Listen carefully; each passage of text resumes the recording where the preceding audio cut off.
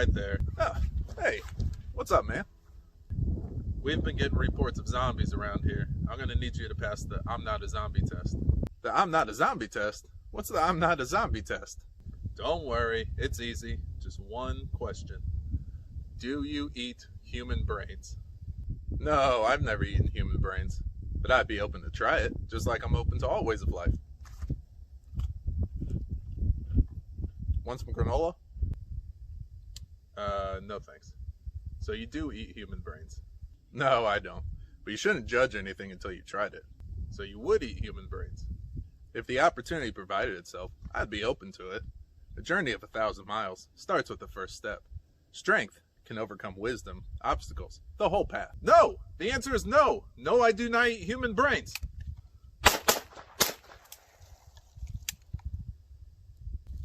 Was that a zombie?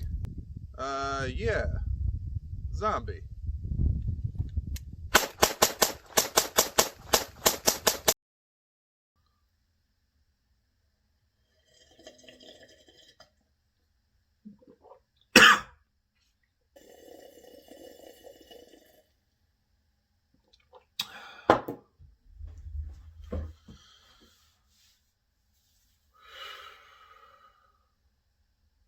So it's the zombie apocalypse.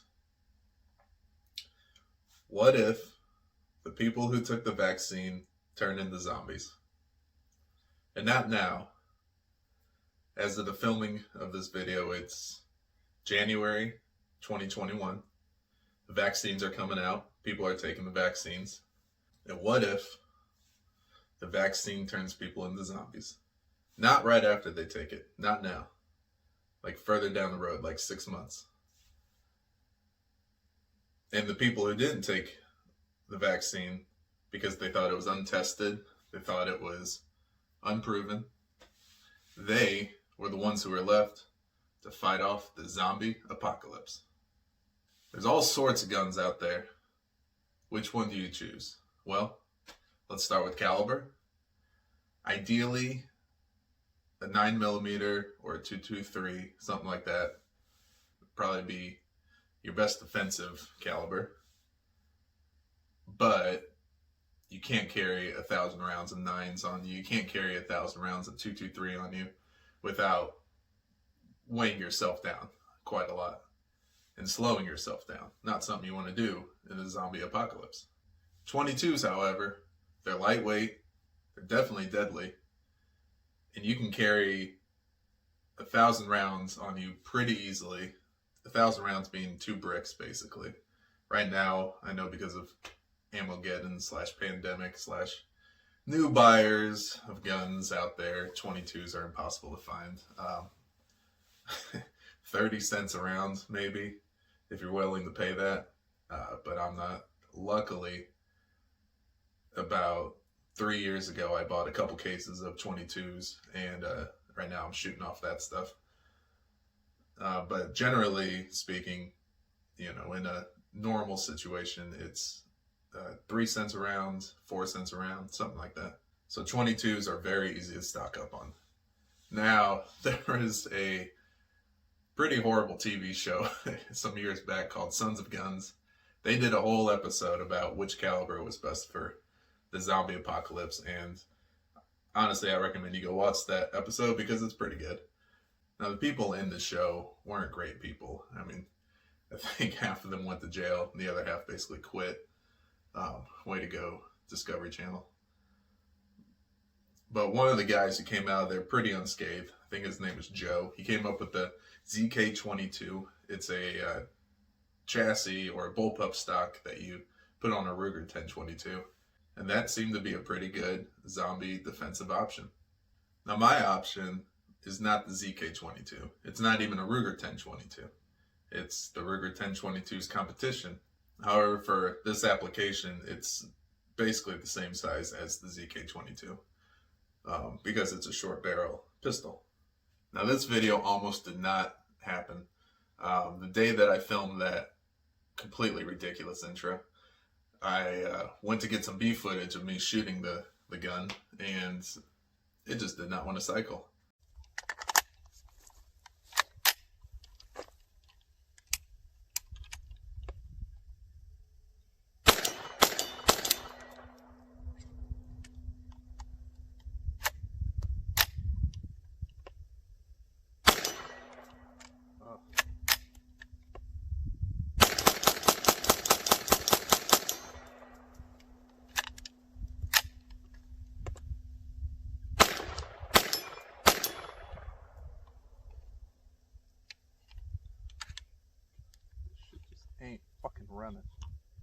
So I thought that maybe the gun was just dirty. I took it home with me, I cleaned it, and I brought it out the next day, and this is what happened.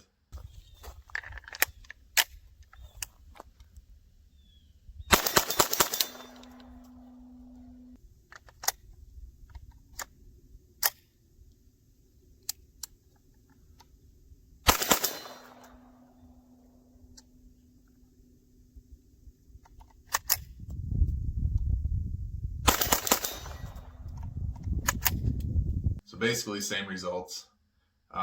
Next option for me was to just switch ammo because the first day that I went out there, I only had one kind of ammo. The second day I went out there, I brought a different kind, and this is what happened.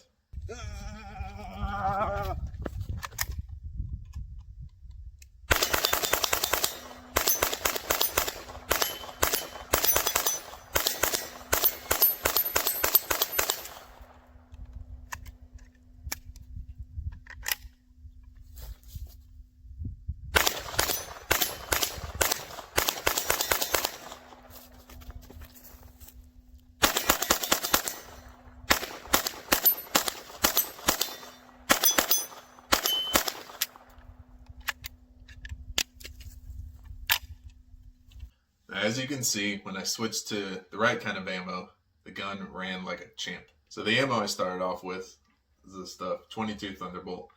I bought a case of this stuff a few years ago, 2.8 cents a round. Very cheap, very dirty, but for the most part reliable. And it has pretty good velocity. It says on the box, high velocity. I think it's going around 1,200 feet per second. So I thought it would work pretty good. This right here is the stuff that did work. Now I generally use this stuff as sort of a base load to test out different rifles, but also just to run reliably. I've had really good experience with this ammunition, and this case was no exception. This stuff worked very well.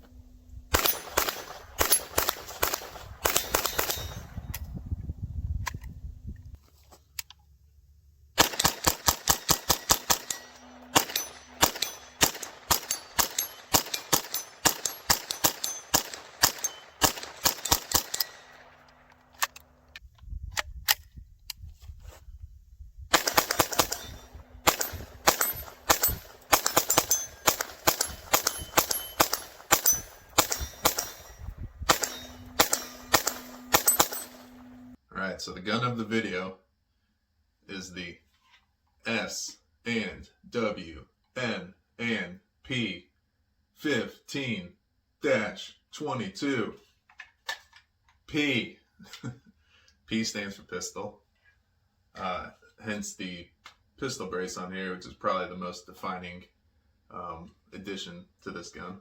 So right now we can put braces on guns like this. So that's why I put a buffer tube on here and a pistol brace. I didn't alter the gun in any way. I just simply used what was already available to put this buffer tube on.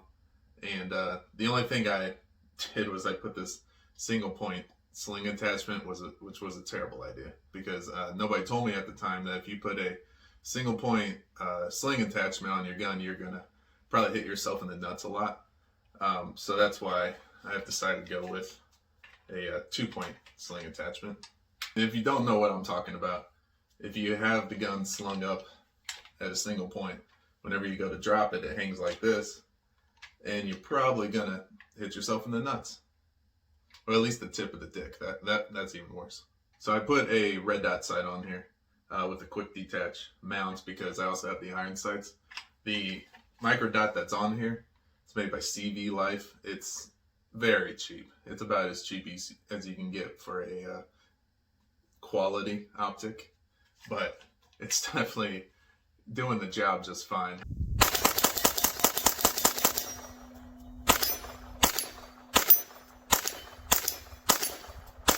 This is not a defensive gun by any means. This is more of a novelty, a fun gun. Honestly, probably the most fun gun I own. And so I'm not trying to use this as personal defense by any means. I got all these over here for personal defense. So I put this micro dot on there. It feels really good, lines up really nicely.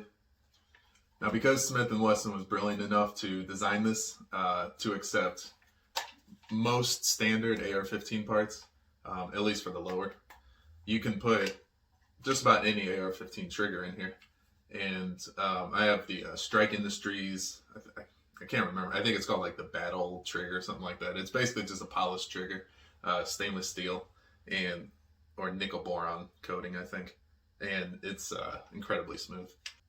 The light on here is a C3 weapons light. The logo is upside down because it's actually meant to be mounted to the top, but I like it right here. It's got two LEDs that are pretty bright, and but they're not too bright, which I think is actually perfect for this application. You don't want to give off too much of your position to other zombies that might come after you. Speaking of that, eventually I'm going to put a suppressor on here. I think that this will finally be complete when it has the suppressor. And not a very big suppressor, something, 4 inches, something like that. But the light is just a simple on and off switch. It very easy to actuate. Now the grip on here came with an A2 style grip. It is compatible with other AR-15 grips. However, just keep in mind that this pin is held in with a detent that's also from the grip, and so you have your safety detent, and you also have this pin, takedown pin detent right here as well. So when you replace the grips, just make sure that you not only put the spring in for the safety detent, but also the spring in for the takedown pin. So I've got a Magpul something, I don't know, it's their standard grip. I kind of forgot what it's called, but it works just fine. I like it. I think that grip on most of these, pretty much all of them, except for one. But you use what you want. It's all about, customizing it to the way that you like it, and it's exactly what I've done with this gun.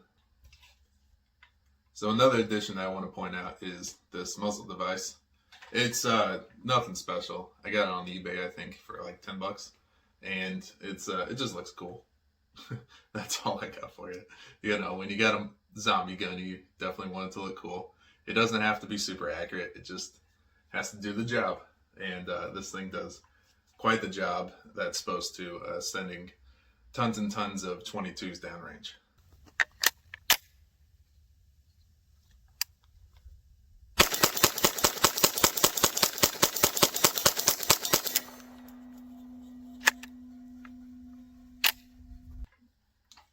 Now, talk about the magazines for a second.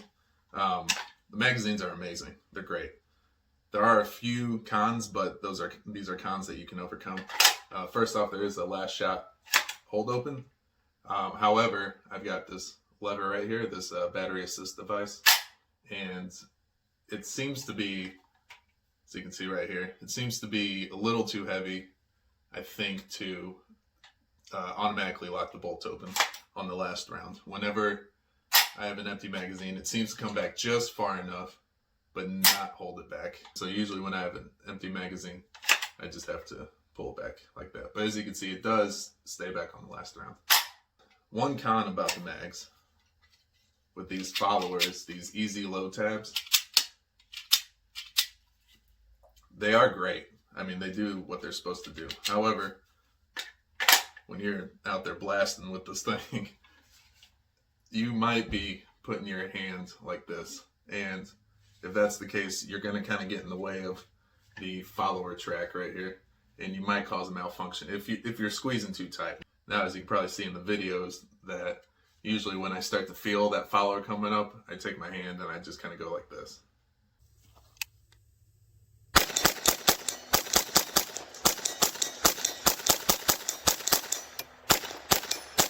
So it's not that big of a deal. Really, I should probably be holding it more like this up here, but there's not really a lot of place to put your hand because I have this flashlight here. So you just got to work with what you got. Again, zombie gun, not practical, just fun. And on the topic of magazines, I got through this entire video and I totally forgot that I have a 50-round black dog drum for this gun. And that right there is probably the real zombie slayer.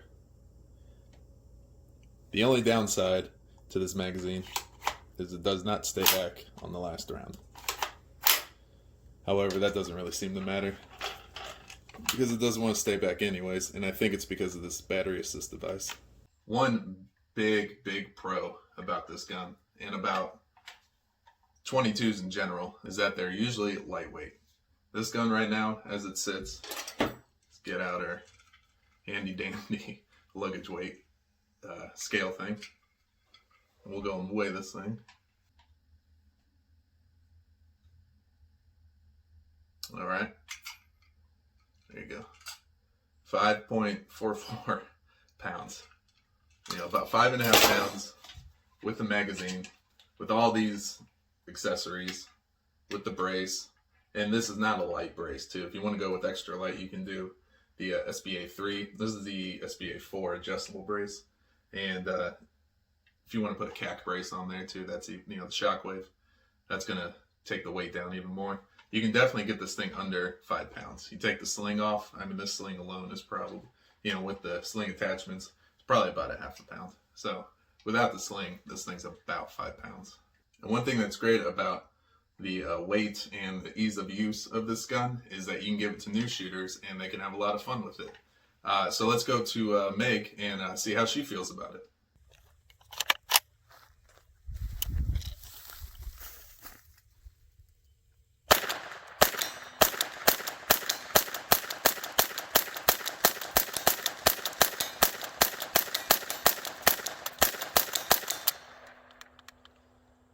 How'd it feel? Good. No, Meg, tell us how you really felt about it.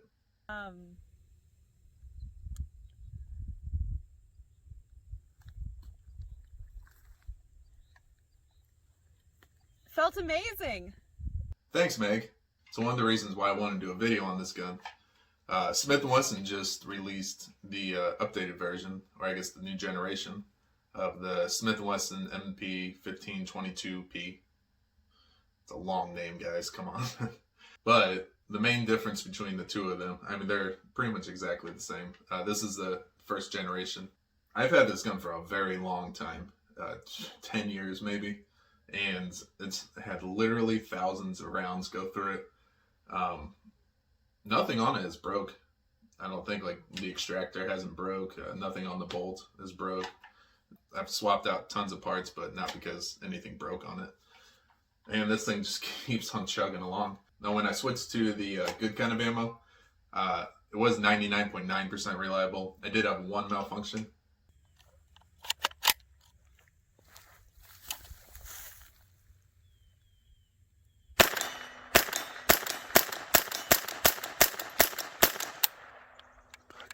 But this is basically identical to the new generation, except for a couple of things, one of which is this handguard. Nobody's doing quad rails anymore, so that's a little obsolete, outdated, but that's okay because it works and it looks cool. Again, zombie gun, you want it to look cool. And the old gen had this 6-inch barrel on it. I believe it's a 6-inch. It might be even shorter. It might even be like 5 or something like that. And the new one, I think, has an 8-inch barrel, so you're going to get more accuracy, more velocity, that kind of stuff out of the new generation. But it is going to be a few inches longer, so you want to keep that in mind. Before I was saying that this is basically the same size as the ZK22, and that's how I like it. I keep the brace short. I can extend it further, but I keep it like this. And the suppressor that I'm going to end up getting for the gun is not going to extend the muzzle by too much. I'm not going to get like a 6-inch suppressor. I'm going to try and keep it under 4 inches. I might even try and get like a 3-inch suppressor just to take some of the edge off of the 22. So basically all those reasons and a whole lot more that I'm just forgetting is why this is my choice for the zombie apocalypse. It's got everything I need to send a bunch of lead downrange.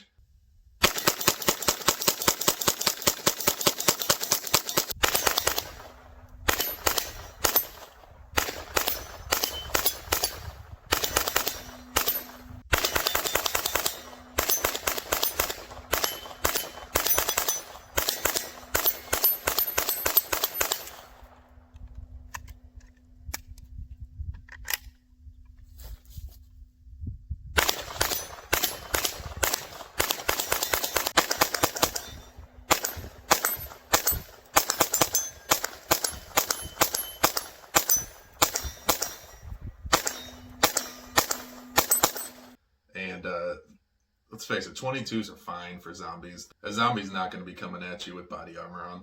A zombie's not going to be coming at you with a bulletproof helmet on. And even if they do come at you with that stuff, shoot them in the face. What if he shot me in the face? So, as far as the zombies that we know in our pop culture, this will do just fine for any zombie apocalypse. How do you feel? Great. How do you feel?